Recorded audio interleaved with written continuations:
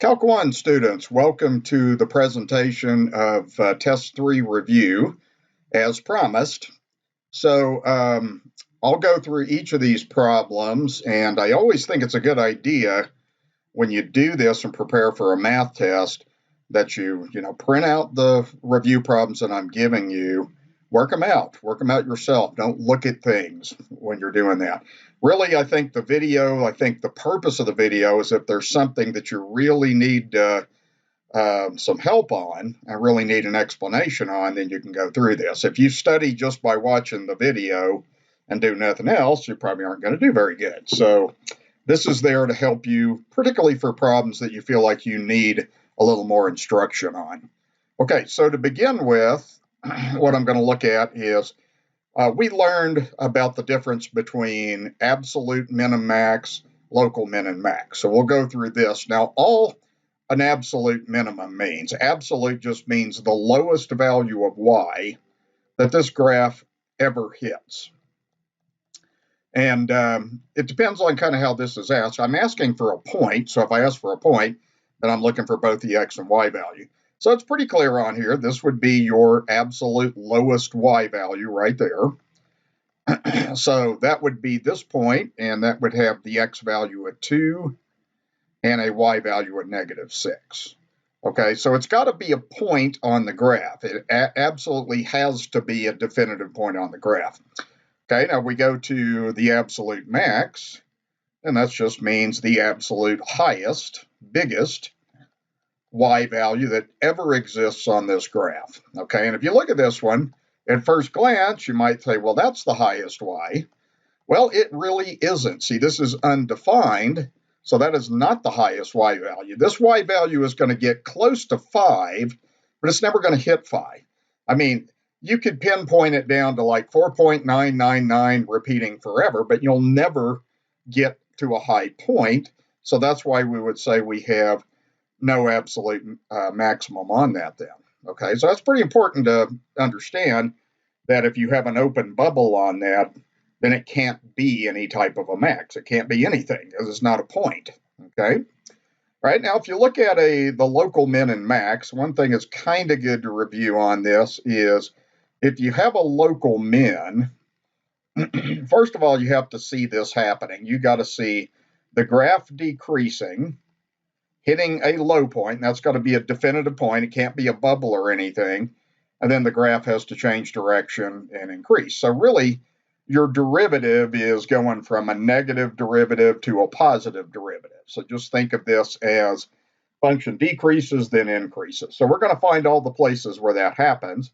So one place it happens is right here. The function is decreasing, hits the low point, then it increases. So that is a local min. And that would occur at the point -3, -2. Okay, let's see if that happens somewhere else. The other place it happens is here. Again, the function decreases, hits 2, changes directions, and then starts increasing. It's okay that that's a sharp point. That doesn't have anything to do with it. It's a place where you're not differentiable. A sharp point can be a local min or a max. It can be an absolute min or a max. Okay, this doesn't have anything to do with whether it's differentiable or not. So that would be the point, excuse me, to -6. All right, so those appear to be the only places where that happens. Now, on a local max, it's just the opposite. A local maximum means the graph is going to increase. It's going to hit a high point, and then the function's going to change directions and start decreasing. So that would mean that you have a positive derivative. You hit that high point, and then you start having a negative derivative. So that clearly happens here.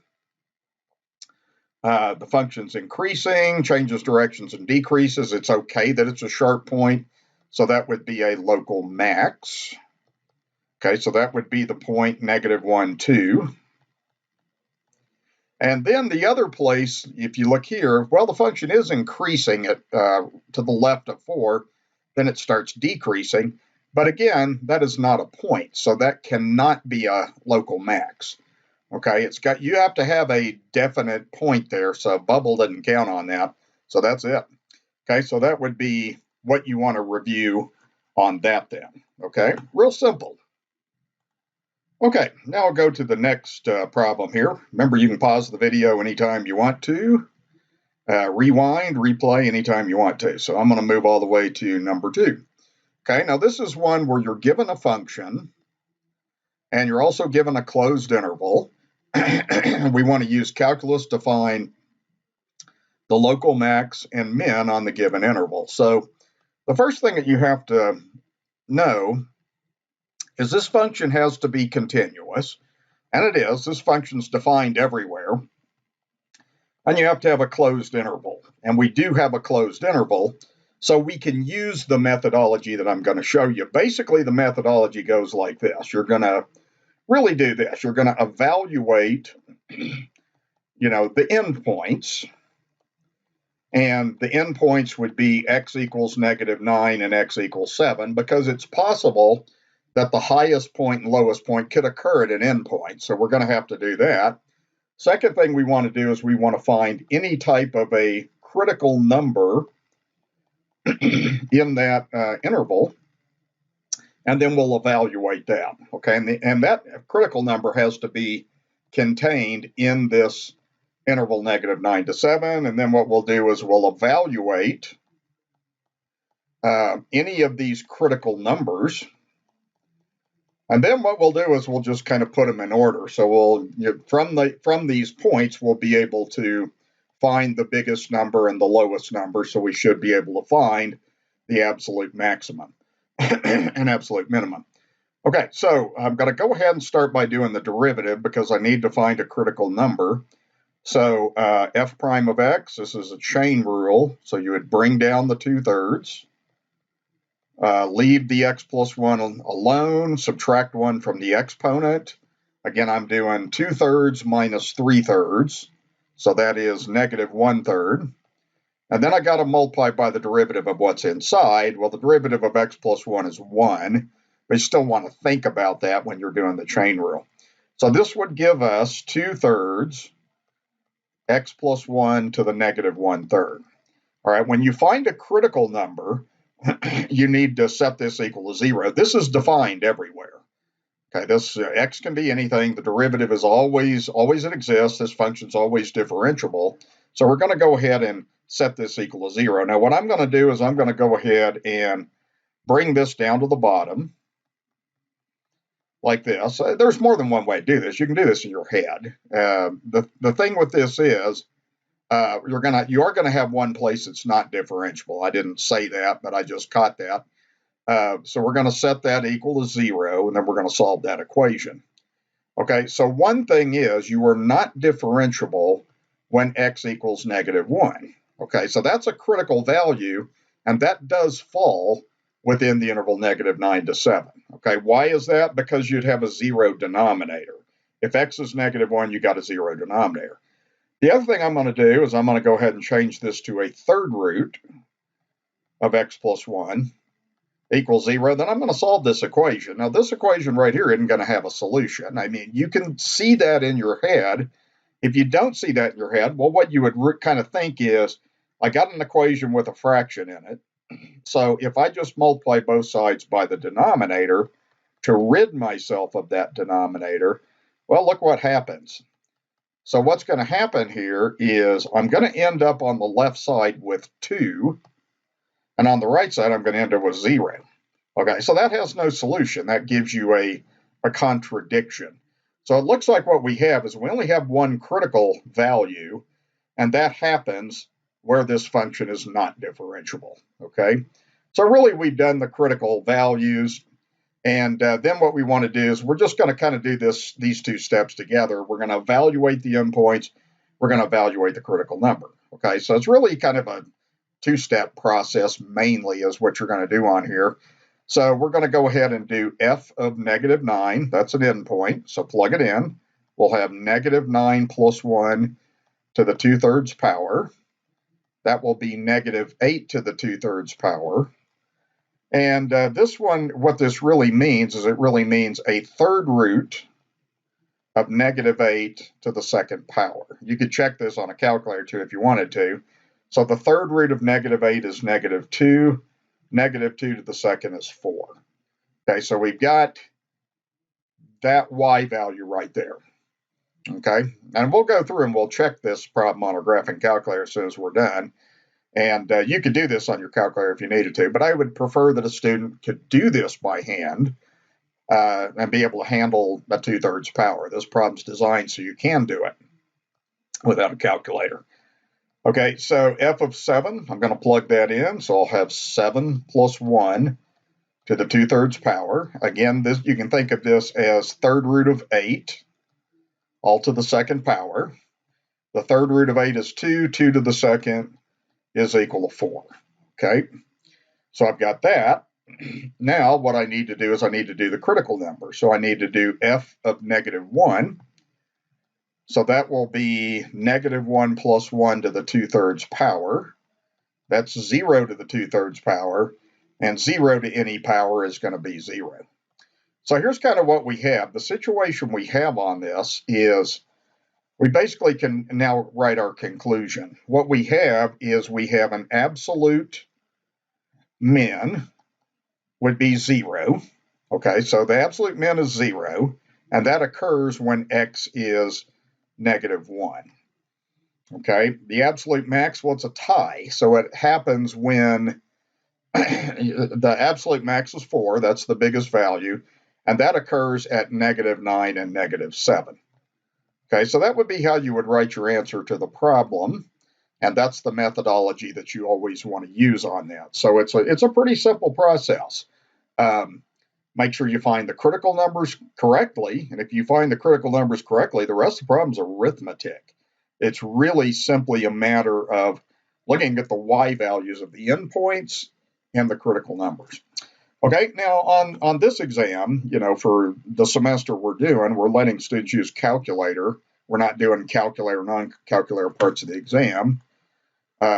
We've been doing that during the pandemic. And so what I'm going to do is I'm just going to graph this. So I would end up just putting in x plus 1 raised to the 2/3 power. And what you can do for the window, it's probably wise to just go ahead and just start at negative 9 and then end at 7 and then scale by 1. And then the y's, I'm going to go negative 5 to 5. And the reason I'm doing that mainly is just because I know what the absolute max is for. Absolute min 0. I could go 0 to 4 if I wanted to. I just like to kind of look at this piece of the graph and get a good graph. So I'm going to type graph. And what you're going to see is these things happening. So notice we had an absolute min of 0 when x was negative 1. So if I trace at negative 1, that'll show you where that min is. And notice that we have a sharp point. So we were not differentiable at negative 1. So the graph is verifying what we found with calculus. And then what happens is you could trace at negative 9, the endpoint. Okay, you get 4.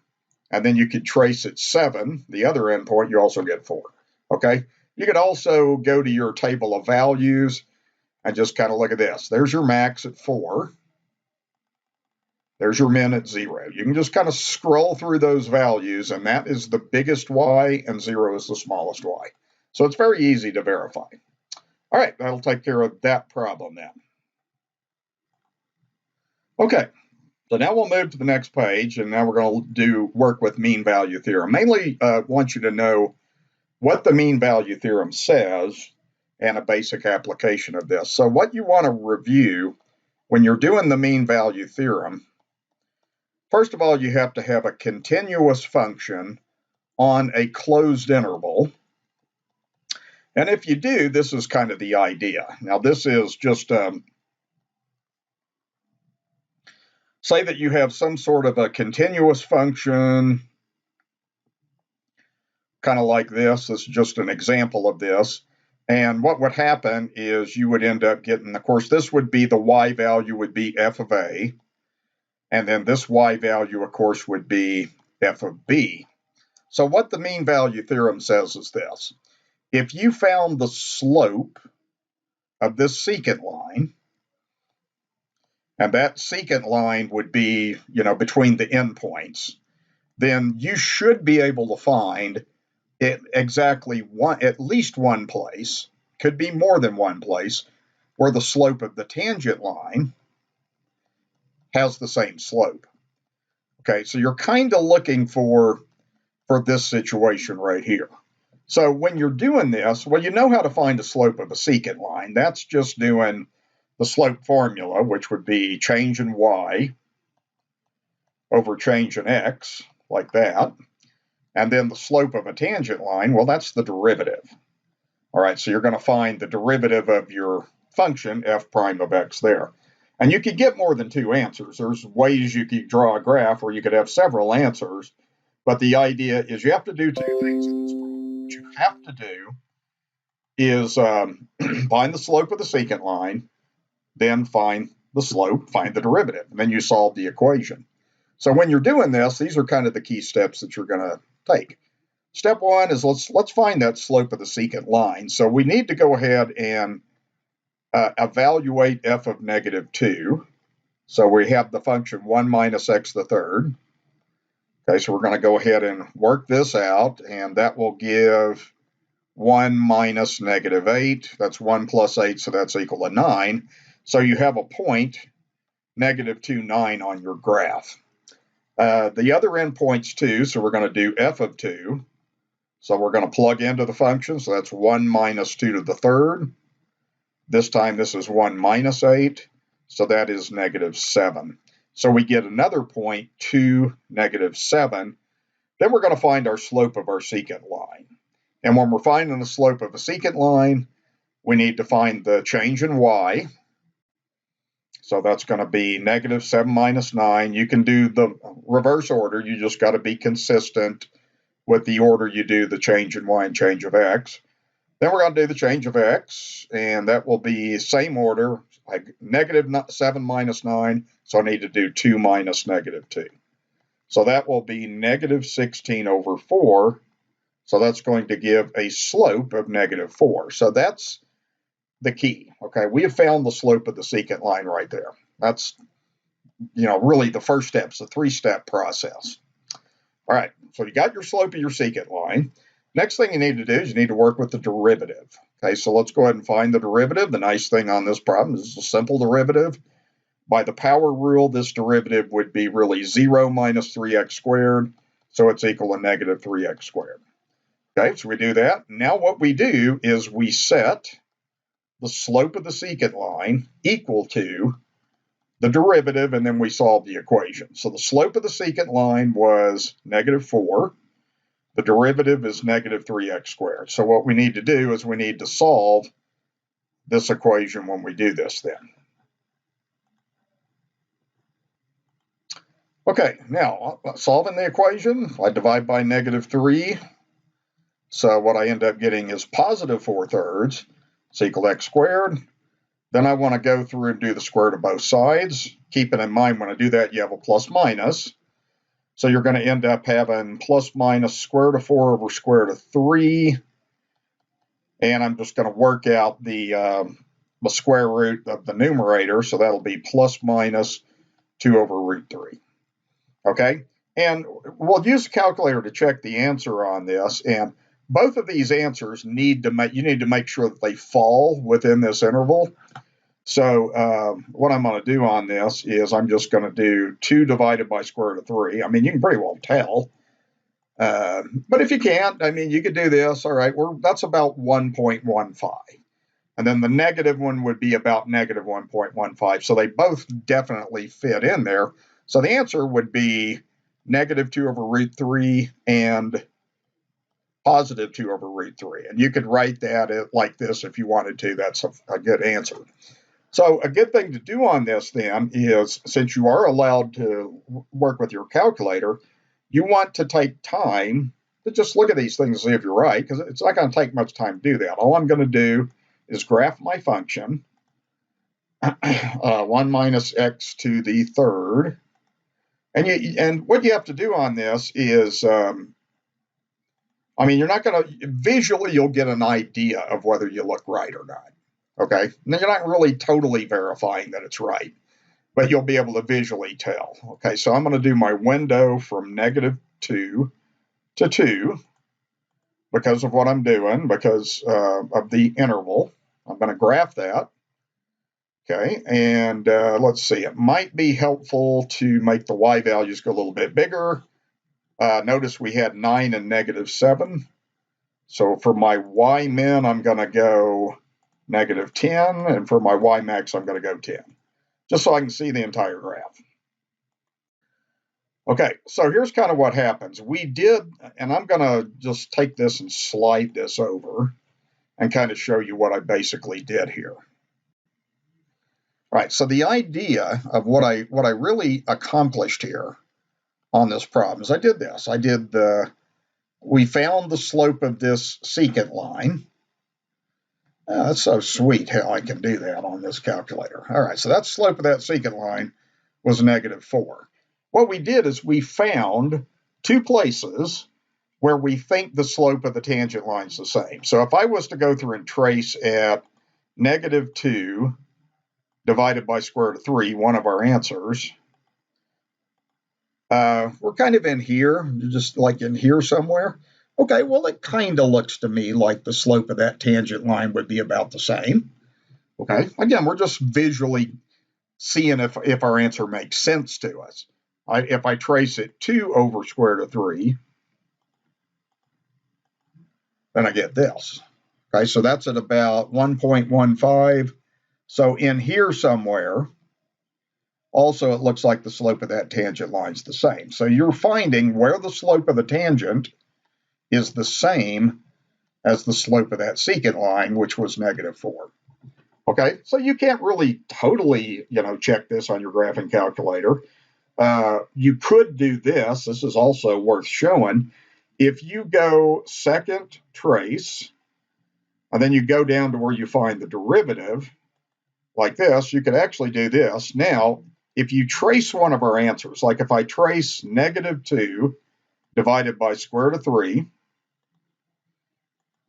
I guess, look what happens. Okay, you got a slope of -4. So that's another way to do that. I'll do that one more time. You can go second trace. Option 6 is where you do a derivative, like this.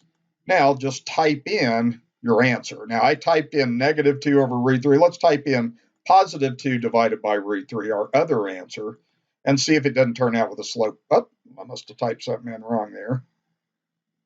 Oh, I didn't put the root 3 in. There we go. Okay. Now look at that. Okay, the slope's -4. Okay, so that's kind of what happens with that. You can pretty well verify everything on your graphing calculator on a mean value theorem problem, but you got to show all your steps. You have to use calculus to get those answers in. That's the idea. Okay, so study that, and remember, it's a 3-step process. The key thing is doing the slope of the secant line, doing the derivative, setting the derivative equal to the slope of the secant line, and solving the equation. Okay, if the derivative's simple, then it's a pretty simple problem to do. It really is. Okay, so you can do that, and you can do that effectively. All right, let's move to number 4. Now, number 4 is one where primarily what I'm doing is you're given a graph, and this is just, can you tell from a graph, where it's concave up, where it's concave down, where the points of inflection are, and where it's increasing and decreasing. I'll go ahead and start with increasing. Increasing, generally, students don't have too much trouble with that. That just means, the graph is getting bigger. It's increasing. The y values are getting bigger. So if I start at 0, you're going to kind of go like this. The y values are getting bigger, but there's one situation right here where the derivative is equal to 0. So basically, you'd have to say from 0 to 1, we are increasing. And then you would have to move on from 1 to infinity and write that in an interval notation like that. So that would be where the function's increasing. And yeah, you can't say 0 to infinity. And the reason you can't, because when x is 1, the derivative is 0. And what you're looking for, increasing, just means the derivative is greater than 0. Well, it's 0 there, so that doesn't count. So that's why. Okay, now decreasing goes like this. Y values get smaller, so clearly that would be in that interval there. So that would be from negative infinity to 0, like that. There's two places on this graph where the derivative is 0. Okay, that just means the tangent line is horizontal. Okay, so we got that. Now, concave up and concave down, it seems to me like a lot of students sometimes have a harder time looking at a graph and telling where the concavity changes. Now, remember, a point of inflection is just where the concavity changes. And the thing is, it must be a definitive point on the graph, so it couldn't be like a discontinuous place where you have an asymptote or a bubble or something like that. So what you have to do on this is you have to remember the shapes. And one thing that's real helpful is when you're concave up, the shape's going to look like this, or it's going to, I think of it as a happy face or half of a happy face is the way I like to think of it. And if you're concave down, then I like to think of it as a sad face, a frown, or half of a frown. So we're just identifying those shapes. Okay, so here's a happy face right here. Right there. Okay, you're happy there. That's the happy part of the graph. Okay, if you know who that painter, what was that painter guy with the big afro that says happy trees and stuff? Well, this is a happy part of the graph. All right, so anyway, here's an inflection point. You probably don't even know what I'm talking about. All right, so Bob Ross or something is the guy's name, the painter. Okay, so yeah, that's a point of inflection right there because the concavity is going to change. Then you're going to be concave down. See, that's the frown right there. And then what's going to happen is you're going to have half of the happy face right there. So you're going to have 2 points of inflection. This other one is going to be at the point 1, 2. So our points of inflection are 1, 3, 1 and 1, 2. The other way to kind of think of concavity is what's happening is the value of the first derivative is changing. So if you're concave up, what it really means is it means the second derivative is positive. And what that means is the first derivative is increasing. So that means the slope of the tangent line is getting bigger. So think about this. If you were to look at the slope of the tangent line in any of these yellow areas, the slope of the tangent line just keeps getting bigger. Even here, yeah, but the slope of the tangent line is getting bigger. And that's what's meant by concavity. And when you have a point of inflection, I'll show you this also, because this is kind of a good thing to find out. When you do a tangent line at a point of inflection, typically what will happen is part of your tangent line will be below the graph, and on the opposite side of that, it'll be above the graph like that. So that's another thing to think of. Same thing happens here. So you're below the graph or you're above the graph. So you can think of a point of inflection that way. And then concave down, what that really means is the second derivative is negative. And what that means is if the second derivative is negative, it means the first derivative is decreasing. So that means the slope of the tangent line is getting smaller. So if you look at this concave down area, just think about how that tangent line's going. Okay, it's basically this tangent line's getting smaller. It's having a smaller slope. Right, so you would make your conclusion like this would be concave up in the yellow part. Okay, so that would be from negative infinity to 1/3, and then from 1 to infinity. And then concave down would be the part that I highlighted in blue. That would be from 1/3 to 1, like that. Okay, and yeah, we got our points of inflection. There's 2 places. Right here is where the concavity changes. Okay, right there. Okay, and I do want to show this one more time. I'm going to erase all this stuff here because I find the thing that students sometimes don't do well on this is they have a hard time telling where the concavity changes, it seems like. Let's look at this one more time. The tangent line, see how it's above the graph, it's above the function, and then it's below the function. And that will be what happens to a tangent line when there's a point of inflection. Okay, so that kind of helps you on that. So if you did a tangent line right here, look at that. Okay, you're always below the graph in a small area. So that's kind of a special place on the graph, and that's where the concavity changes. Okay, so that goes into that in a little bit more detail. Hopefully that'll help everybody out on that. So I'm going to go ahead and move to the next page here. Okay, now what this one is doing is it's testing your skill with the language of this. We're going to take these conditions and we're going to draw a possible graph. Now, there's many answers to this problem. It's just whatever graph you create has to make sure it has all these conditions. So a good approach to this is just kind of write down what everything means. So if your first derivative is 0, okay, then this would mean if x is 0, and I'm looking at the x value by looking inside of those parentheses. If x is equal to 0 and if x is equal to 2, it just means you're going to have a horizontal tangent line. Okay, we're going to make sure that we have a horizontal tangent line when we draw our graph. If you go to the next one to b, it says the first derivative is negative. If the first derivative is negative, that means that the function is decreasing. So we're going to be decreasing on the interval 0 to 2. That's what statement B says. Statement C says the first derivative is greater than 0. That means that you are increasing. So our function needs to be drawn so that it's increasing on the interval negative infinity to 0 and to infinity. Okay, so we got that. When we get to drawing our graph, we want to make sure that it's doing that. Okay, so you kind of can think of this graph already just kind of looking like this. You've got from 0 to 2, you're going to be decreasing. And from 2 to infinity, you're going to be increasing. And from negative infinity to 0, you're going to be doing that. So already you kind of getting an idea in your mind about how this graph's going to go. Okay, so next thing we're going to look at, move on to the next thing, we'll look at statement D.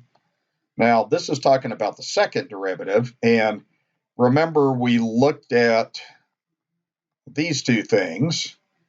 Okay, that's when you're concave up. And concave down means the second derivative is negative. Okay, so this just means second derivative is positive, second derivative is negative, you're concave down. Okay, so we learned that. So statement D is saying that you're concave down on the interval negative infinity to 1. Statement E is going to say that you're concave up on the interval 1 to infinity. Okay, so we got that. And if you kind of look at your graph, well, I'm starting to see a little bit of change in the concavity here. Okay, we're going to be, I can see concave down, and then I can see concave up just based on what we did a little while ago with the increase-decrease stuff.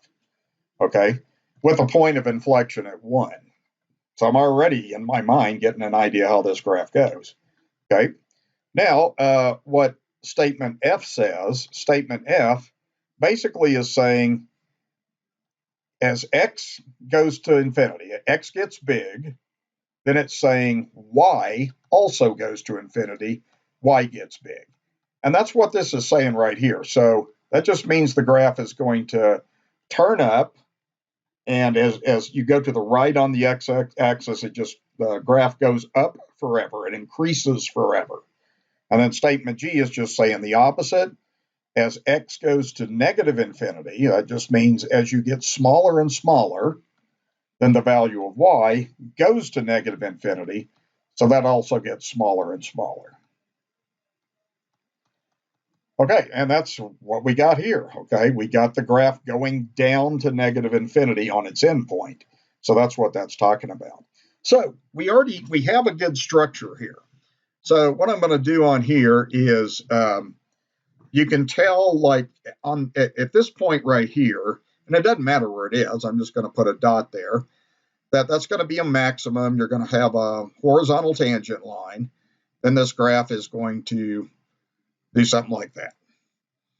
Okay, from 0 to 2, we're going to be decreasing, so we need to have a minimum somewhere in here. It doesn't matter where. I'm just going to put a minimum there. That's my call. And then I got to make this concavity change somewhere in here. So I'm going to kind of go like this kind of, and then make that increase. So that's not perfect, but it's pretty good. It's not bad. Okay, this is going to be a point of inflection. So you can see that the function's increasing, decreasing, and increasing like we determined.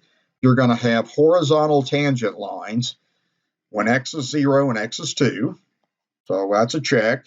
And then look at the concavity. We're concave down from negative infinity to 1. That looks pretty good to me. And then we're going to be concave up from 1 to infinity. So we have everything that conditions called for in that graph. And what I recommend that you do on a problem like this is, write down what everything means. If I'm grading something and I'm giving you partial credit, one thing that would help is if you're writing down what things mean. If your graph is off a little bit, well, then at least I can see, did you know what these statements mean? All right, that's the idea. I can give partial credit on a problem like that. Okay, I'll move to number 6, and number 6 is one you want to pay really close attention to. To me, the whole key on this one is, this is the graph of the derivative. Okay, so this is not the function. This is actually the graph of the derivative. And based on the graph of the derivative, we should be able to figure out where the actual function is increasing, decreasing, or where it has local max and min. Now, the whole key to this problem, this is the key. Make a sign chart. That's what a derivative does anyway. So we're going to make a sign chart. All right, so let's do that. Okay, let's draw a number line. And remember, where the derivative is 0 is where the critical numbers are. So where is the derivative 0? Here, here, here, and there. Those are your critical numbers right there. The critical numbers are just x-intercepts. Remember, this is the graph of the derivative. So the value of the derivative is 0. See, remember, every point on a derivative, the y value is what the derivative is.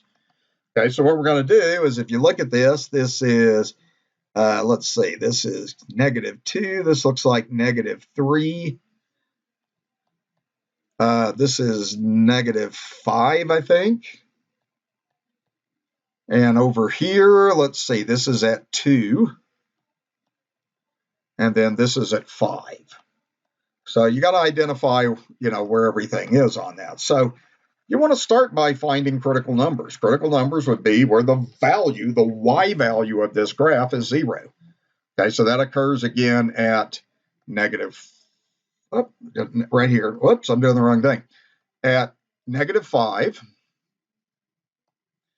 Okay, -3 was the other place where the derivative is 0. +2 and +5. Just kind of double checking and make sure I got everything right. Okay, now the rest of it goes like this.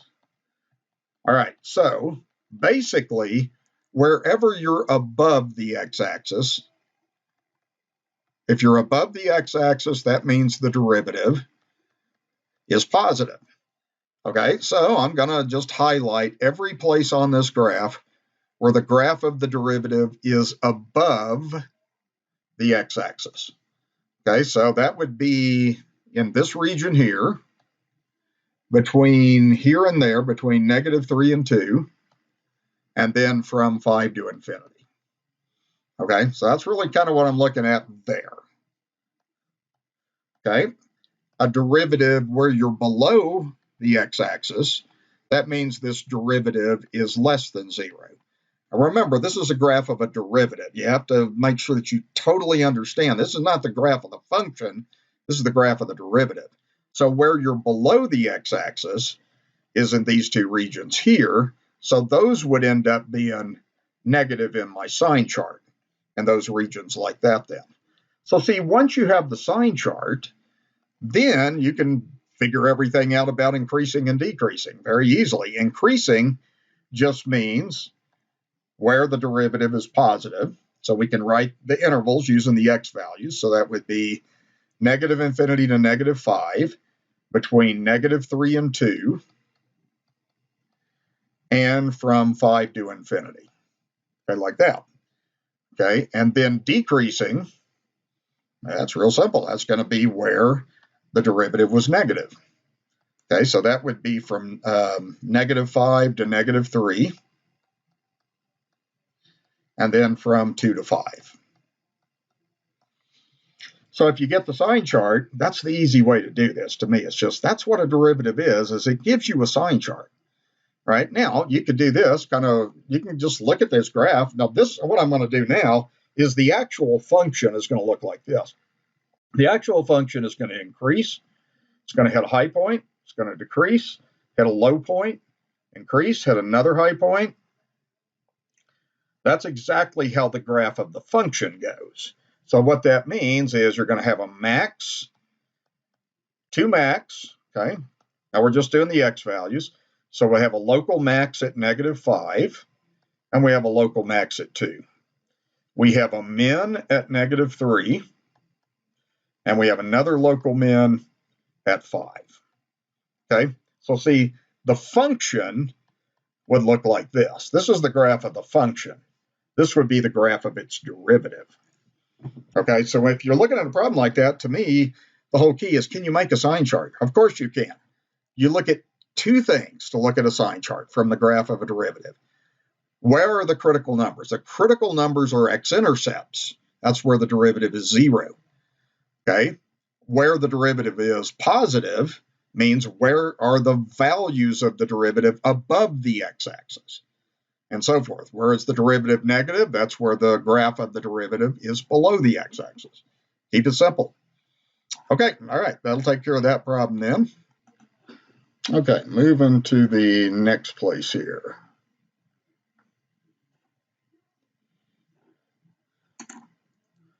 Okay, so next thing says, use the first derivative test to find any local minimums or maximums. So here's the process you do on this. Step 1, find the derivative. Step 2, find critical numbers. Step 3, make a sign chart. And then the sign chart will answer the question for us. Okay, so we're going to run through that process. Step 1, do the derivative. And that first derivative is 10x to the 4th minus 20x to the 3rd minus 30x squared, like that. Find critical numbers, set this derivative equal to 0, and then solve this equation. All right, you can solve this by factoring. You can take a 10x squared out of this. That will leave you x squared minus 2x minus 3 equals 0. Okay, and again, I'm taking out an x squared, so see, everything goes down 2. The 4 goes to 2, the 3 goes to 1, x squared goes to x to the 0. And then this factors one step further, so you can factor what's in the parentheses. Okay, the first term would be x and x. Find 2 numbers that multiply to give 3, that would be 3 and 1. Make 3 and 1 add up to negative 2, that would be negative 3 plus 1, like that. Okay, so what we get is we're going to solve these equations. 10x squared equals 0. X minus 3 equals 0. X plus 1 equals 0. You can solve all those equations in your head. So 0, 3, and negative 1 are your critical numbers. So we got our derivative, we got our critical numbers. So now we move on to the sign chart. So draw a number line, make sure these things are in order. So we have x equals negative 1. We have x equals 0. And we have x equals 3. So now it's a matter of doing test points. Put test points into the derivative. Okay, because we're trying to figure out where the derivative is negative and positive. Okay, so I'm going to start out here. I'm going to use negative 2. and I'm going to plug into the derivative. Now I'm going to use the factored form of the derivative. And you could even do this with a calculator if you want to. So we got 10 times negative 2 to the second times negative 2. Let me do this like this, actually. I think this will be a little more clear if I just do my arithmetic over here. So I have 10 times negative 2 squared, negative 2 minus 3, and then negative 2 plus 1. So what I get is I get a 10 times a positive times a negative times a negative. So that gives me a positive result. Okay, you can check that on the calculator if you wanted to, I guess. Okay, now let's pick a test number between 0 and negative 1. Let's go with negative 1/2. Okay, so now I'll do 10 times negative 1/2 to the second times negative 1/2 minus 3 times negative 1/2 plus 1. So you get 10, you get a positive number when you square that number, then you have a negative in this set of parentheses, then you have a positive. So that is a negative result. Okay, and then we'll go out here. Let's use 1 as a test point. So we'll do the same thing. 10 times 1 to the second, 1 minus 3, 1 plus 1. This will, you'll have a 10, you have a positive, you have a negative, and you have a positive. So again, that's going to be a negative right there. Okay, so just using the test point, you can easily tell where the derivative is positive or negative. Okay, and here's one more. Let's use 4. So we'll have 10 times 4 to the second times 4 minus 3 times 4 plus 1. You can see on this you have a positive, positive, positive, so you're going to get a positive result like that. Okay, so we got that, and then we're ready to write our answer on this and everything. Okay, now you can use your graphing calculator to check on these things too. One thing I want to mention on here that's worth showing students at this stage is, I mean, you can do your sign chart with your calculator also. So if you were to graph this first derivative, the first derivative is 10x to the fourth minus 5, minus 20x to the third minus 30x to the second. This is kind of a good thing to do, and I'm just going to do this in a standard window because it'll relate to the problem I just did. Okay, so if you look at this, the graph of the derivative is above the x-axis, so you're positive. Then it's below the x-axis, both here and there, and then it's above once you get past 3. So that graph of the derivative verifies my sign chart. You could even do this on an exam if you're allowed to use your calculator. You could just say, okay, let's plug in a test point. You could say, let's trace it -2. Okay, see, what do I get? I get a positive number. I get positive 200. You could trace it -1/2, and I get a negative, and so forth. So you can verify that on your calculator. So basically, here's what we get. We know that we're going to be increasing wherever the derivative is positive. So that's going to be -infinity to -1, and then 3 to infinity, using the x values. Don't pay attention to the test points. That's why I draw a box around them. Okay, decreasing is going to be here. So that's going to be from -1 to 0, and then from 0 to 3. Okay, now if we want to do a local max and min, well, I like to just look at my sign chart. This is how I figure it out. Just look at it. The graph increases, hits a high point, it decreases. Now the derivative is going to have to be horizontal tangent line, then it's going to decrease more. It's going to go like that. Then it's got to change directions. So you could tell we have a max here. That local max occurs at x equals -1. Okay, now I'm going to be looking for points on this. And then we have a local min. We only have one. This right here is not a min because the graph just keeps decreasing in that interval. So we'd have a local min at x equals 3. And then we can get our critical points. Now, if you want to do this on the graphing calculator, you can. Just graph the function. Go all the way back to the original problem. And by doing this, you're checking your answer. So you have 2x to the fifth, and then minus 5x to the fourth, and minus 10x to the third,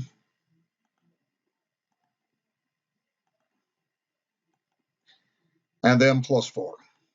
Okay, so I'm going to graph this in a standard window, and you'll kind of see the graph kind of doing like I was trying to show there. Now, let's just trace out these points.